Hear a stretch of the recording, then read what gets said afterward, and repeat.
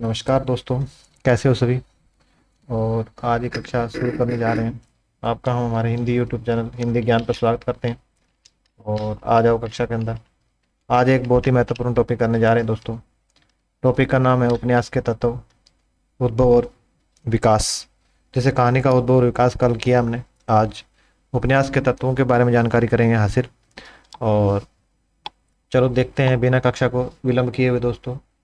ये कक्षा सभी के लिए बहुत महत्वपूर्ण है, खास करके मास्टर कैडर, लेक्चर कैडर, उसके साथ ये जहाँ भी हिंदी साहित्य आता है, हिंदी व्याकरण आता है, गद्य विधाएं जहाँ भी आती है हिंदी एक दिवसीय एग्जाम के अंदर, तो एक महत्वपूर्ण प्रश्न बन जाते हैं इसके अंदर से उपन्यास के तत्वों के बारे में। ये उपन्यास क्या क्या है, उपन्यास कैसा है।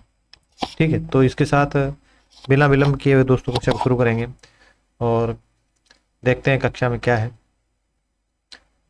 तो ये क्या है दोस्तों, ये हमारी खुद की नोट्स की कॉपी है, उससे हम आपको पढ़ा रहे हैं। ठीक है, तो किसी को वीडियो देख के अच्छे से याद होता है, सुनने से याद होता है, तो मैं ये जानता हूँ कि अगर पढ़ने से बंदा क्या बोर हो जाता है, ऊब जाता है, परेशान होता है। अगर वीडियो कान में लगा के सुनता रहेगा, वीडियो देखेगा, तो उसको अच्छे से समझ आता है। एक बार वीडियो देखने से कम हमारे को 50% की किसी भी चीज़ की जो है, अगर अच्छे से समझाया है किसी ने तो 50% याद हो जाता है। ठीक है, अगर 2-4 बार वीडियो कंटिन्यू देखते हैं तो 70-80% हमारे को डाटा याद होता है दोस्तों। तो इस प्रकार आज की कक्षा शुरू करेंगे। तो कक्षा में है उपन्यास, उपन्यास के तत्वों के बारे में जानकारी हासिल करनी है दोस्तों। तो उपन्यास क्या है दोस्तों, उपन्यास के आधुनिक रूप का एक विकास जो सबसे पहले पाश्चात्य देशों में हुआ था बोला। ठीक है, इसमें क्या लिखा गया है कि जो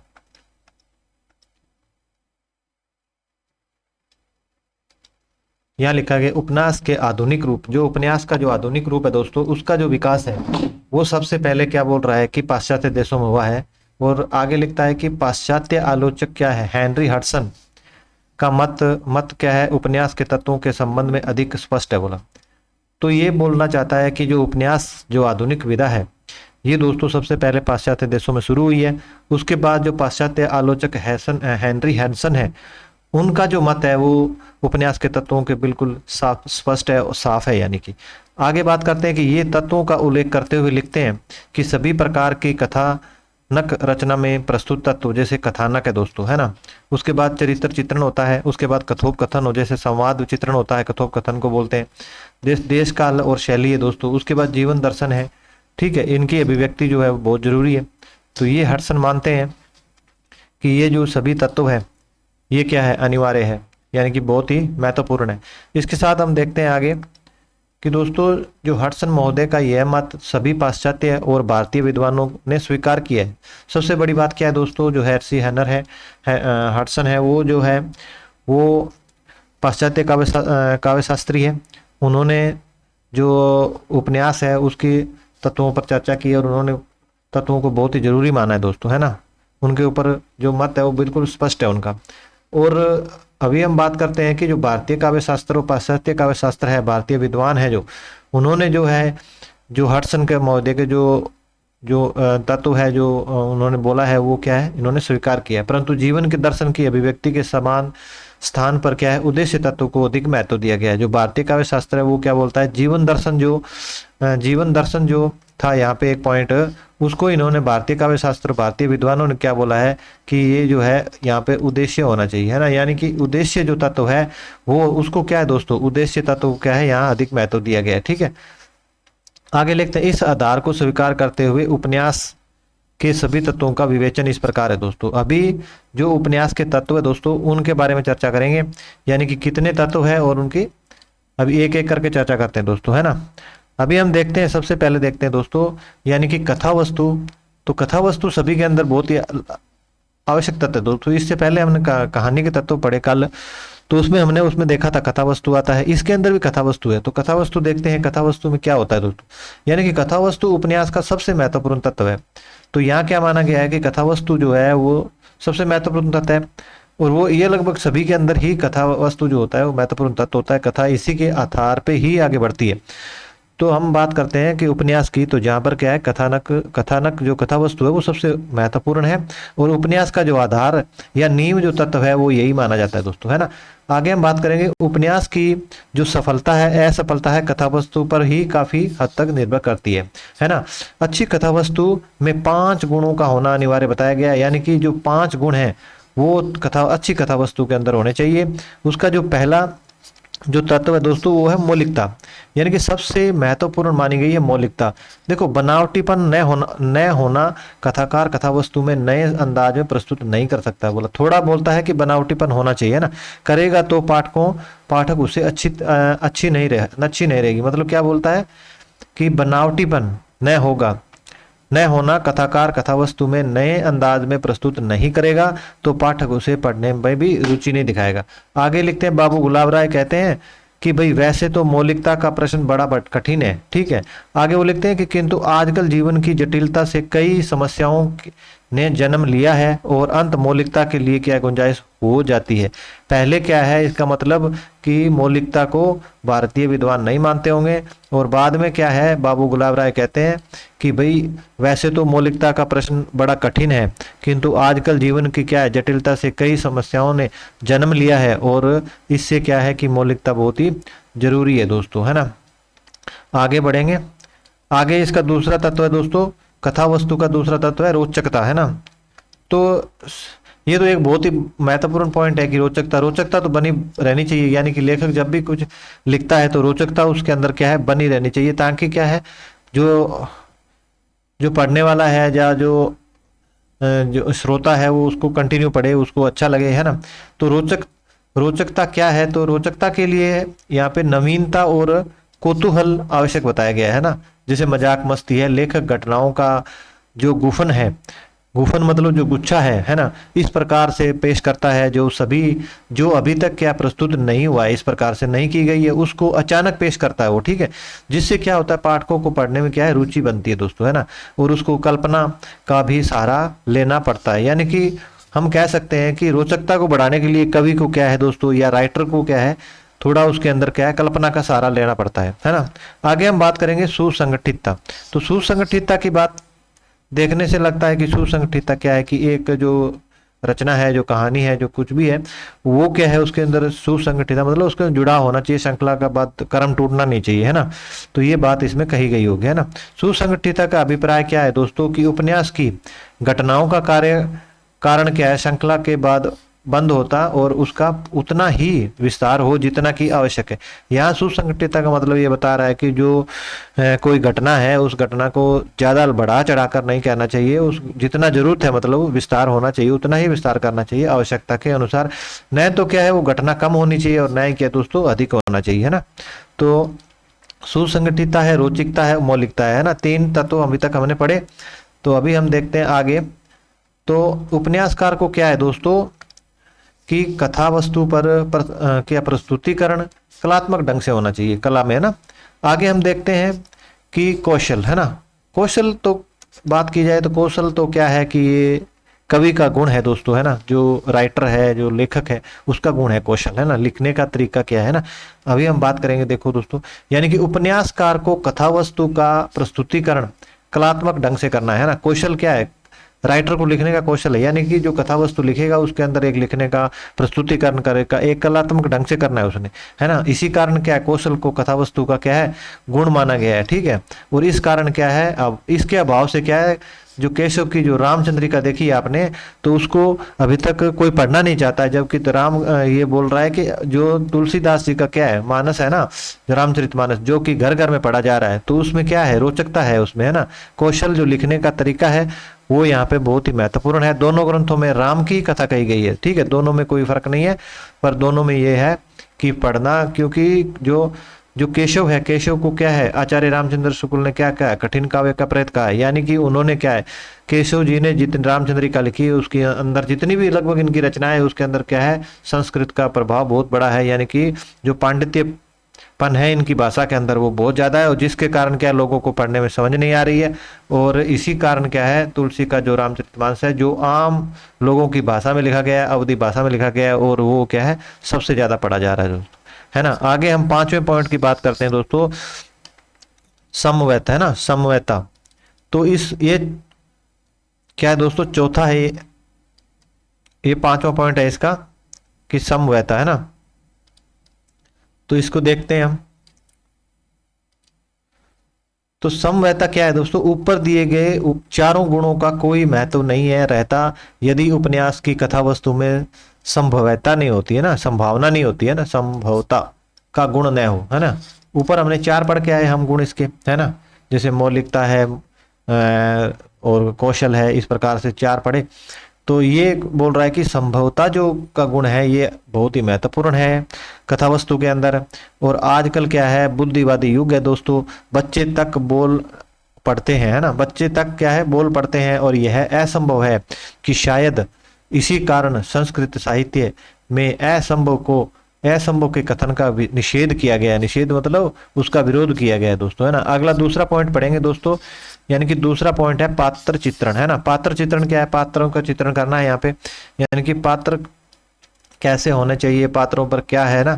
तो इस प्रकार देखते हैं दोस्तों आगे, यानी कि पात्रों, उपन्यास का दूसरा जो महत्वपूर्ण तत्व क्या है दोस्तों, वो पात्र चित्रण है ना, पात्र और उनका चरित्र चित्रण है। तो उपन्यास के पात्रों के क्रियाकलापों से ही क्या है, कथा वस्तु का निर्माण होता है। मतलब कथा वस्तु क्या है, आगे बढ़ती है दोस्तों, है ना। जैसे जैसे पात्रों का चरित्र चित्रण होता है, पात्रों के बारे में हमें पता चलता है कि इसका व्यवहार कैसा है, ये कैसा व्यक्ति है, तो क्या है, इससे क्या होता है, कथा वस्तु का निर्माण होता है, कथा वस्तु आगे बढ़ती है। अंत क्या है, पात्र क्या है, जितने ही आकर्षक एवं यथार्थ होंगे, यथार्थ मतलब क्या है कि सच में, वास्तव में जो सच होगा, है ना, जो सही होगा, है ना, उस समय। जैसे अगर हम उपन्यास लिख रहे हैं, हम लिख तो रहे हैं मतलब आज से 20 साल पहले का, और हम आज उसमें लिख रहे हैं कि आज के बारे में लिख दे रहे हैं, तो क्या है, उसमें यथार्थ नहीं है ना। इसीलिए क्या है, जिस समय में लिखा जा रहा है वो ऐसा ही यथार्थवाद होना चाहिए, यानी तो होंगे तो कथा वस्तु क्या उतनी ही प्रभावशाली बनती है। इसी से क्या होता है, कथा वस्तु क्या बोल रहा है कि अच्छी बनती है ना। पात्र दो प्रकार के होते हैं बोलता है, एक तो एक व्यक्तिगत पात्र होते हैं, दूसरे क्या है, व्यक्तिगत। देखो, जो एक होता है व्यक्तिगत पात्र, है ना, तो व्यक्तिगत पात्र क्या होता है, वर्गगत पात्र, और दूसरे व्यक्तिगत पात्र, है ना। जिनका अपना क्या है, स्वतंत्र व्यक्तित्व होता है, वो क्या होते हैं, व्यक्तित्व पात्र होते हैं दोस्तों, है ना। और वर्गगत पात्र में क्या होता है, वे अपने वर्ग के प्रतिनिधित्व करते हैं ना। और कुछ विद्वान पात्रों के गुण मुख्य पात्र और गौण पात्र दो श्रेणियों में बांटते हैं। कुछ हम ऐसे देखते हैं कि कुछ जो पात्र होते हैं, कुछ जो राइटर होते हैं, वो क्या है, अपनी रचना के अंदर क्या है दोस्तों, कि पात्र को दो भागों में बांटते हैं। कि एक तो हम बोल देते हैं कि भाई गौण पात्र है, मुख्य पात्र है। जैसे हम कपिल शर्मा शो देखते हैं, जिसके अंदर क्या है, मुख्य पात्र है कपिल। कपिल क्या है, जैसे ही मान लो हम देखते हैं कि कपिल शर्मा शो, तो वो सबसे शुरू में आता है, सबसे अंत तक बना रहता है। यानी कि जो कपिल शर्मा शो है, जो पूरा का पूरा उस पर आधारित है दोस्तों, है ना, उसके ऊपर चलता है, तो क्या है, मुख्य पात्र है। गौण पात्र हम देखते हैं उसके अंदर बहुत सारे आते हैं, जो चंद 2 मिनटों के लिए आते हैं, अपनी अपनी कला का या अपना जो प्रदर्शन करते हैं और फिर चले जाते हैं। यानी कि वो उनको क्या है, गौण पात्रों के अंदर दिया जाता है दोस्तों, है ना। तो यहाँ पे भी यही बात करी गई है कि एक वर्गगत पात्र होता है, दूसरा व्यक्तिगत पात्र होता है। व्यक्तिगत पात्र क्या होता है, जिसकी अपनी खुद की क्या है, पहचान होती है, उस समय स्वतंत्र होता है। वर्गगत पात्र क्या होते हैं, जो किसी के साथ आते हैं, प्रतिनिधित्व करते हैं, वो मतलब पूरे वर्ग का प्रतिनिधित्व करते हैं दोस्तों, है ना। इसके साथ हम आगे बढ़ेंगे।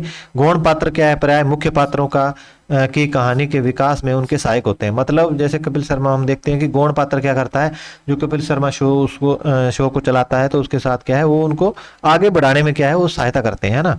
और आगे लिखता है कि जबकि मुख्य पात्रों के इर्द गिर्द क्या है कि पूरा का पूरा क्या घटना चक्र घूमता है दोस्तों, है ना।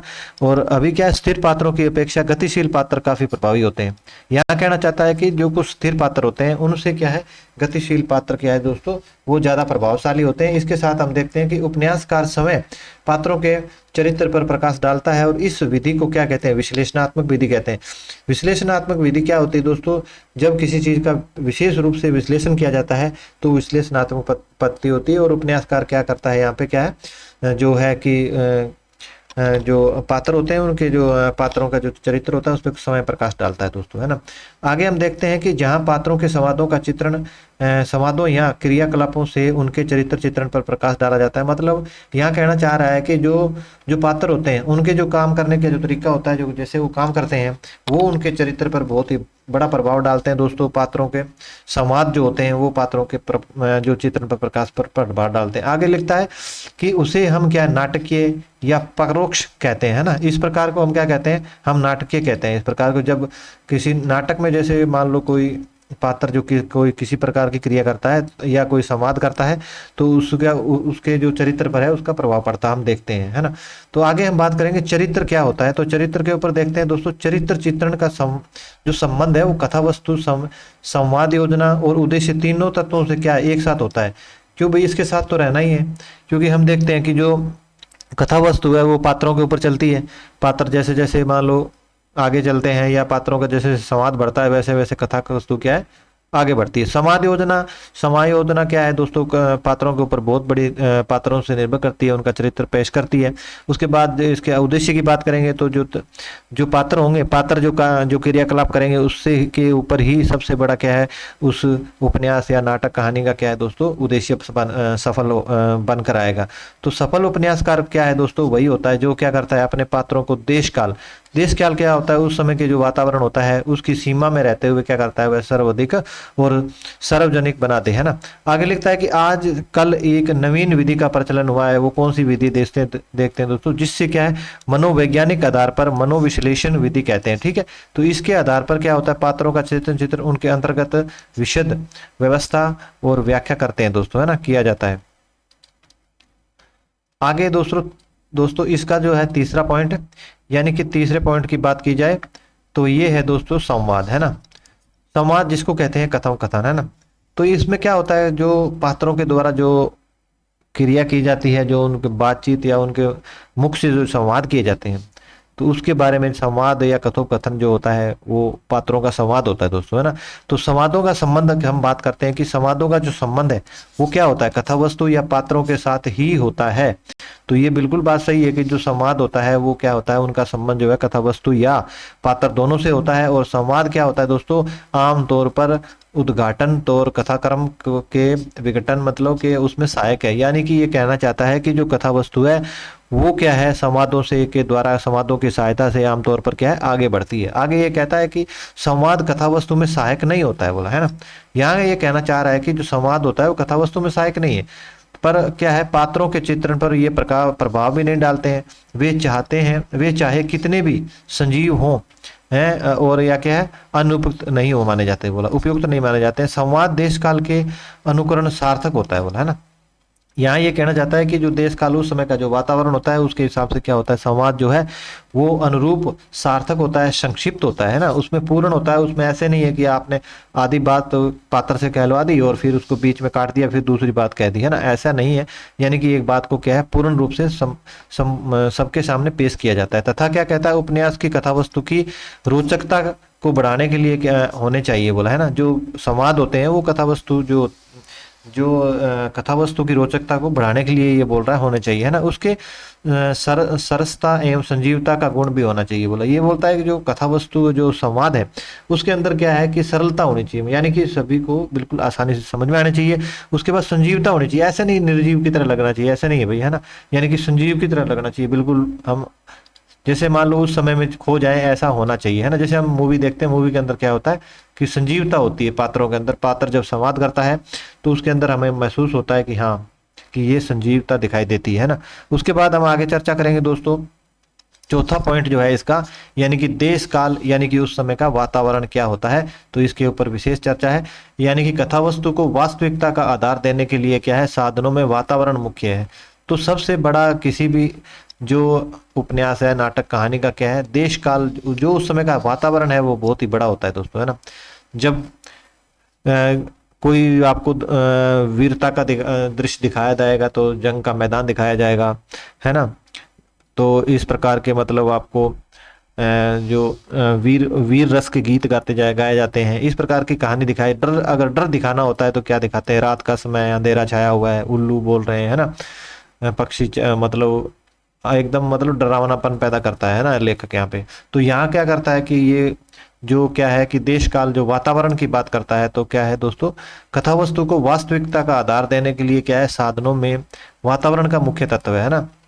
जब तक हमें यह पता चलेगा कि पात्र कौन सी परिस्थिति में था या वातावरण में रहता है, तो हमें क्या है पूर्ण परिचय प्राप्त नहीं होगा। तब तक क्या है, ये बोल रहा है कि जब तक हमारे को ये पता नहीं चलेगा कि पात्र किस परिस्थिति में रहता था या रहता है, या उस वहाँ का वातावरण क्या है, तो ये हमारे को अगर पता नहीं चलेगा तो हम क्या है पूर्ण रूप से पात्र से परिचित नहीं हो पाएंगे। आगे बाबू गुलाब राय कहते हैं कि जिस प्रकार बिना अंगूठी के क्या होता है, नगीना शोभा नहीं देता है, उसी प्रकार क्या है बिना देश काल या वातावरण के क्या है दोस्तों, पात्रों का जो व्यक्तित्व है वो भी क्या है स्पष्ट नहीं हो पाता है ना। इस प्रकार हम आगे बढ़ते हैं और एक बार दोबारा इसको हम पढ़ के सुनाते हैं। बाबू गुलाब राय क्या कहते हैं, बाबू गुलाब राय कहते हैं दोस्तों कि जिस प्रकार क्या है बिना अंगूठी, जो नगीना है वो बिना अंगूठी के कैसा रहता है, उसी प्रकार ये बोलते हैं कि देश काल या वातावरण के बिना जो पात्र का जो व्यक्तित्व है वो उसी प्रकार स्पष्ट नहीं हो पाता है, बोला है ना। आगे लिखते हैं कि देश काल वातावरण जो है वो सामाजिक, समसामयिक और ऐतिहासिक दोनों प्रकार से भी हो सकता है, बोला। उपन्यास मानव जीवन का चित्र है, तो वातावरण उस चित्र में रेखाओं और रंगों आदि का भी काम करता है, और जिस चित्र को संजीव बनाने का भी कार्य करता है दोस्तों, है ना। अगला पॉइंट देखते हैं दोस्तों, रोचक यानी कि शैली, है ना। तो शैली क्या है, शैली एक ढंग है दोस्तों, है ना, लिखने का तरीका है ना, तो इसको शैली बोलते हैं। और ये इसका 5वां पॉइंट है उपन्यास का। तो हम देखते हैं शैली उपन्यास को के लिए एक बहुत बड़ा साधन है, और इस पर क्या है एक महत्व है, और इसका अपना ही महत्व है, ठीक है। आगे लिखता है कि अंग्रेजी विद्वान क्या है, बफन या कथन, बफन का कथन है कि स्टाइल इज द मैन, है ना, यानी कि अर्थात शैली ही व्यक्ति है। तो क्या है, ये विद्वान है एक पाश्चात्य जो अंग्रेजी विद्वान है, उन्होंने लिखा है कि स्टाइल इज द मैन, यानी कि जो शैली है वो शैली ही व्यक्ति है ना। तो आगे लिखते हैं कि शैली की विभिन्न कारण ही लेखक क्या है अलग से पहचाना जाता है, और उपन्यासकार क्या है कई प्रकार की शैलियों का सहारा लेता है। जैसे व्याख्यात्मक शैली होती है दोस्तों, है ना, अगली होती है अभिनयात्मक दोस्तों, है ना, उसके बाद होती है दोस्तों कथा आत्मक, है ना, कथा आत्मकथात्मक, है ना। तो इस प्रकार हम आगे देखते हैं, यानी कि वर्णात्मक, अभी जो 3 शैली बताई है उनके बारे में बात करेंगे दोस्तों। यानी कि व्याख्यात्मक शैली, अभिनयात्मक शैली और आत्मकथात्मक शैली, है ना। तो पहली है दोस्तों वर्णात्मक शैली, है ना। वर्णात्मक शैली में क्या होता है दोस्तों, लेखक कथा का वर्णन स्वयं करता है ना। तो वर्णात्मक शैली क्या होती है, उसमें क्या है लेखक कथा का वर्णन स्वयं करता है। हिंदी में अधिकांश उपन्यास जो है इसी शैली में लिखे गए हैं दोस्तों, है ना, कि पात्र के द्वारा लेखक नहीं करवाता है। और यहाँ पे क्या है जो उपन्यास के अंदर क्या है ये बोलना चाहता है कि जो वर्णात्मक शैली होती है उसके अंदर जो लेखक है वो स्वयं ही जो वर्णन जो संवाद है वो खुद ही करता है ना। उसके बाद है आत्मकथात्मक शैली, क्या होती है पात्र से संवाद कराया जाता है, ठीक है, और पात्र समय शैली कहते हैं इसे। और अभी जो पॉइंट है दोस्तों उद्देश्य की हम बात करेंगे। उपन्यास का जो उद्देश्य मानव चरित्र पर क्या है प्रकाश डालता है दोस्तों, है ना। और यह सर्वमान्य है। उपन्यास सम्राट प्रेमचंद जो है उनके उपन्यास के लेखक उपन्यास के विषय में वो लिखते हैं कि मानव चरित्र पर प्रकाश डालना और उसके रहस्यों को खोलना ही उपन्यास का मुख्य उद्देश्य है। तो इसका मतलब क्या है कि जो क्या नाम मुंशी प्रेमचंद जो उपन्यास के सम्राट कहलाए जाते हैं, उन्होंने क्या कहा है, उन्होंने कहा है कि भाई मानव चरित्र पर प्रकाश डालना और उसके रहस्यों को खोलना ही उपन्यासकार का क्या है उपन्यास का मुख्य उद्देश्य रहता है। आगे लिखते हैं कि जन जीवन और मानव चरित्र, ठीक है, आगे लिखते हैं कि जन जीवन और मानव चरित्र के विश्लेषण के साथ साथ किसी भाव विचार सिद्धांत या जीवन के प्रश्नों के उत्तर की अभिव्यक्ति ही उपन्यास का उद्देश्य है, ठीक है। आगे लिखते हैं कि वास्तव में ये तत्व एक दूसरे से मिले जुले रहते हैं। तो ये तो बात सही है कि भाई जो जितने भी तत्व होते हैं उपन्यास के कहानी के वो क्या होते हैं एक दूसरे से तत्व क्या मिले होते हैं, और इनके अलग अलग सत्ता देना इनका कठिन है। मतलब ये कहता है कि ये जो तत्व हम बताए हैं इनको जो अलग अलग कर दोगे तो इनकी सत्ता नहीं बन पाएगी। मतलब ये अलग अलग होने पे इनका कोई महत्व नहीं रहता है ना। जितना किसी फूल से उनका क्या है रंग अलग कर दिया जाए तो क्या है वो सब खत्म हो जाते हैं। प्रेमचंद कथा वस्तु की बजाय चरित्र चित्रण पर क्या है दोस्तों अधिक बल देते हैं। तो ये आपने ध्यान रखना है कि प्रेमचंद जो है उपन्यास के अंदर क्या है जो कथा वस्तु से ज्यादा क्या है चरित्र चित्रण पर ज्यादा वो देते हैं प्रभाव देते हैं। तो अभी हम देखते हैं दोस्तों कि उपन्यास का वर्गीकरण करते हैं कि उपन्यास किस किस कोटि के होते हैं। यानी कि उपन्यास साहित्य की एक प्रमुख विधा है और लोकप्रिय विधा है दोस्तों। और उपन्यास का वर्गीकरण क्या है, 3 आधार पे किया जा सकता है। तो देखो कैसे कैसे किया जा सकता। कथा शैली की दृष्टि से, कथा शैली की दृष्टि से है देखो मैथिली। उसके बाद कथानक की दृष्टि से देखो घटना प्रधान होते हैं, मैं शैली में लिखे जाते हैं ना। कथा शैली की दृष्टि से दोस्तों मैं शैली में लिखे जाते हैं, ठीक है, सॉरी, है ना। कथानक की दृष्टि से दोस्तों घटना प्रधान होते हैं और चरित्र प्रधान होते हैं। विषय की प्रधानता रहती है जहाँ विषय की कोई शोभा नहीं होती है ना। आगे हम देखते हैं दोस्तों कि उपन्यास क्या है, कि उपन्यास का आरंभ भारतेंदु युग से ही माना जाता है। ये सबसे बड़ा पॉइंट है कि उपन्यास का जो है हिंदी साहित्य है या हिंदी विद्वानों ने जो क्या माना है कि उपन्यास का जो आरंभ है वो भारतेंदु युग से माना है, ठीक है। ये आपने पॉइंट को ध्यान रखना है। इसके बाद क्या है, तिलस्मी और अय्यासी जो उपन्यास है, जो इनकी रचना करने वाले हैं वो देवकी नंदन खत्री है, उनका नाम उल्लेखनीय है दोस्तों, ठीक है। उसके बाद सामाजिक उपन्यास लिखने वाले देखो दोस्तों, सामाजिक उपन्यासों की जो कथा है, जो रचना है का श्री गणेश सेना भारतेंदु युग से माना जाता है। और प्रारंभिक जो सामाजिक उपन्यास में क्या है, गौरी दत्त का क्या है, देवरानी जेठानी एक उपन्यास है। प्रताप नारायण मिश्र जी का है राधा रानी। उसके बाद राधा चरण गोस्वामी जी का है दोस्तों विधवा विपत्ति।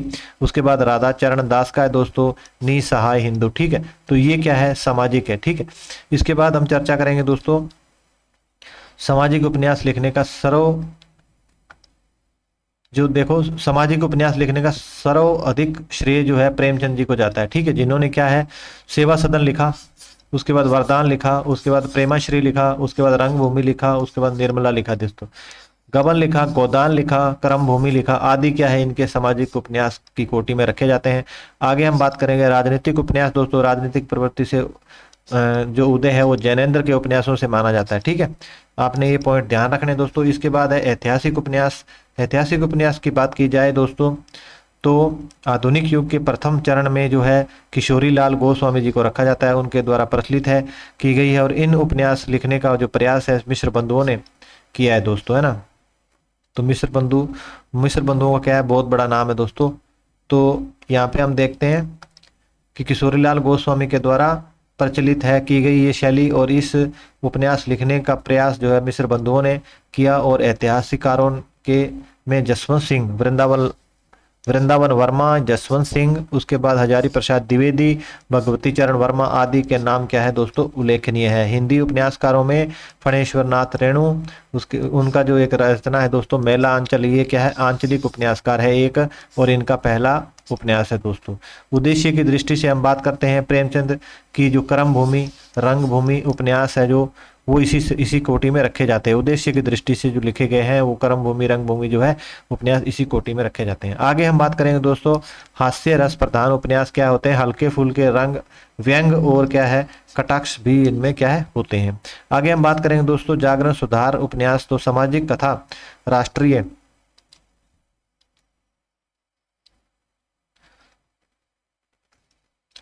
आगे हम देखते हैं जागरण सुधार उपन्यास कौन से होते हैं, सामाजिक तथा राष्ट्रीय जागृति के संबंधित होते हैं दोस्तों। इनका उद्देश्य नवीन चेतना का उद्भव एवं विकास करना होता है। तो दोस्तों आज हमने देखो उपन्यास के तत्व पढ़े, है ना, उद्भव और विकास पढ़ा उसका।